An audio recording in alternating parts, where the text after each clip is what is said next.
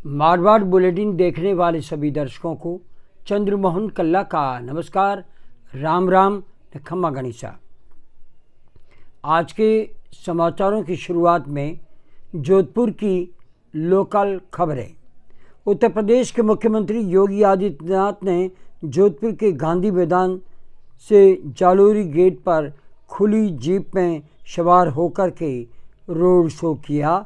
सैकड़ों भाजपा कार्यकर्ता व आमजन ने योगी का हाथ हिलाकर अभिनंदन किया और योगी ने भी आम पब्लिक को खड़े खड़े नमस्कार किया और कई लोगों से वे हाथ मिलाते भी देखे गए। 2 घंटे तक चले इस रोड शो में हजारों की तादाद में लोग आए थे और पूरा क्षेत्र भाजपामय हो गया था। आपको ये भी बता दें कि योगी आदित्यनाथ ने जालोरी गेट पे एक सभा को संबोधित किया और कहा कि अगर प्रधानमंत्री नरेंद्र मोदी को बनाना है तो आप गजेंद्र सिंह शेखावत को जीत करके दिल्ली भेजें। उन्होंने कहा कि राष्ट्र विरोधी तत्वों को खत्म करने के लिए और उनका राम नाम सत्य करने के लिए भारतीय जनता पार्टी ही देश को बचा सकती है, देश को मजबूत बना सकती है। इसलिए जोधपुर देश को मजबूत बनाने में सहायक होगा, ऐसा मैं मानता हूँ। दूसरी ओर आज शाम को पूर्व मुख्यमंत्री अशोक गहलोत अपने शहर जोधपुर आए और वे अमृतलाल स्टेडियम नयापुरा में एक बड़ी सभा को संबोधित करते हुए उन्होंने कहा कि आप किसी के झांसे में ना आएं और इस बार करण सिंह उच्चाड़ा को सांसद बना करके दिल्ली भेजो और 10 साल से जिस सांसद ने जोधपुर के लिए कुछ नहीं किया उस सांसद को अब वापस घर भेजो। मुख्यमंत्री अशोक गहलोत ने आक्रामक मूड में कहा कि संजीवनी घोटाले को लेकर कुछ लोगों ने उनके पास में आकर के अपनी भावनाएं व्यक्त की थी और पीड़ित लोगों ने इस पर कार्रवाई की मांग की थी।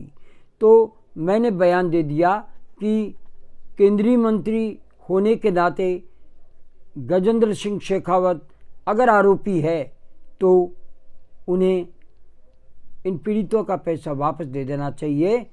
इसी को लेकर के गजेंद्र सिंह शेखावत ने मेरे पर मानहानि का मुकदमा कर दिया। 17 बार मैं कोर्ट की पेशियों में घुमा हूं और अब तो राजस्थान सरकार ने वकीलों का पैसा देने से भी मना कर दिया है, जबकि मैं खुद मुख्यमंत्री था और उसी समय मेरे पर मुकदमा किया गया था। इस तरह से अशोक गहलोत ने इमोशनल कार्ड खेला और कहा कि ऐसे सांसद को अब विदाई दे देनी चाहिए।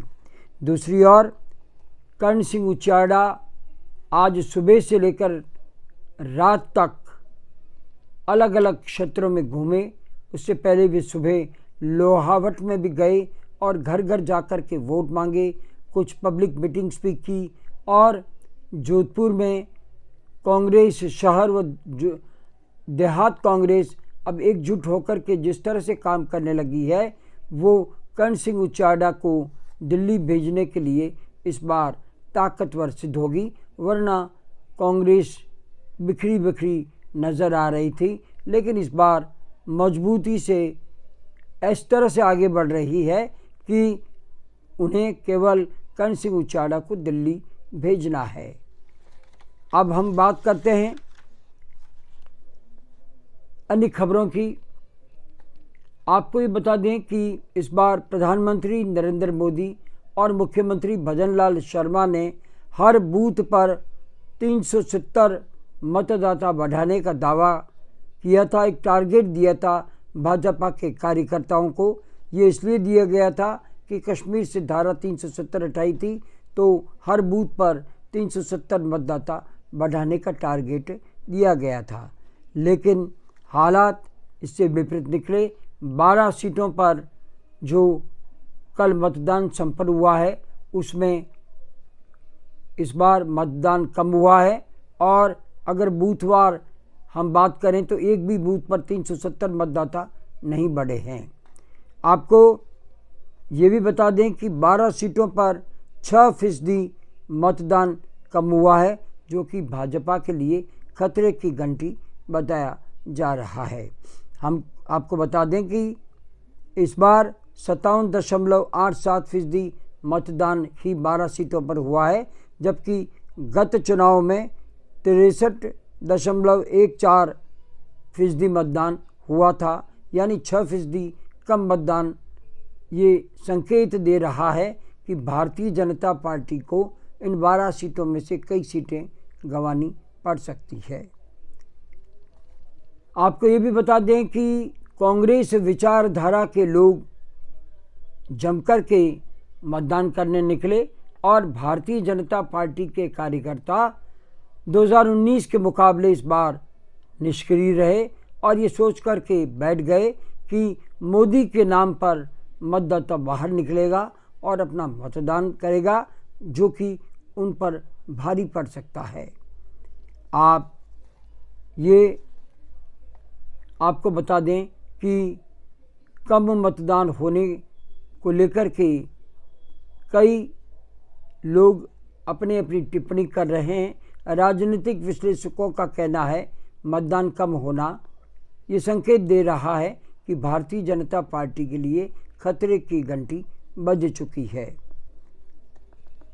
आपको अब ये बता दें कि जिन सीटों पर राजपूत मतदाता ज़्यादा हैं और राजपूत चूँकि भारतीय जनता पार्टी से कन्नी काटने लगे हैं, तो ऐसे समय में योगी आदित्यनाथ को उन सीटों पर आज भेजा गया जहां जहां राजपूत मतदाता ज़्यादा हैं।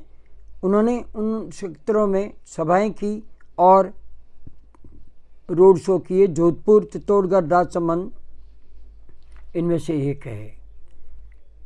जोधपुर में रोड शो सफल तो कहा जा सकता है, लेकिन रोड शो के बाद में जिस जगह पर मीटिंग की गई वहाँ पर हज़ारों की भीड़ मौजूद थी।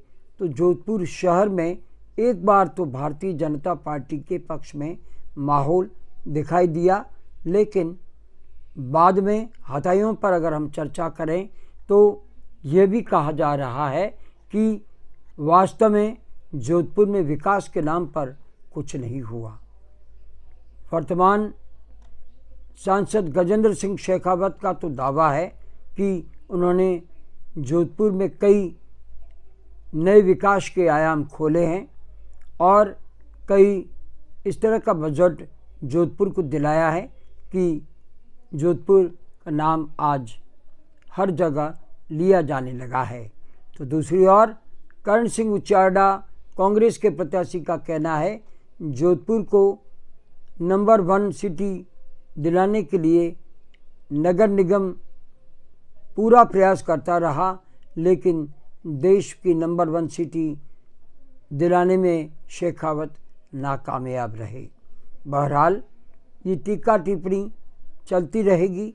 26 अप्रैल को क्या होता है, क्या कम मतदान होता है या भारी मतदान होता है, इसका असर 26 अप्रैल को पता चलेगा। और 4 जून को मतगणना होगी, उसमें कौन सरकार बना रहा है इसके बारे में जानकारी मिल सकेगी। आज बस इतना ही। अगला समाचार बुलेटिन लेकर फिर हाजिर होंगे, और इजाज़त लेने से पहले हम जानना चाहते हैं कि आपको ये चैनल कैसा लगता है। अगर आपको ये चैनल पसंद है इसे सब्सक्राइब करें, लाइक करें, शेयर करें और इस चैनल को बढ़ावा दें। अब आज्ञा दीजिए।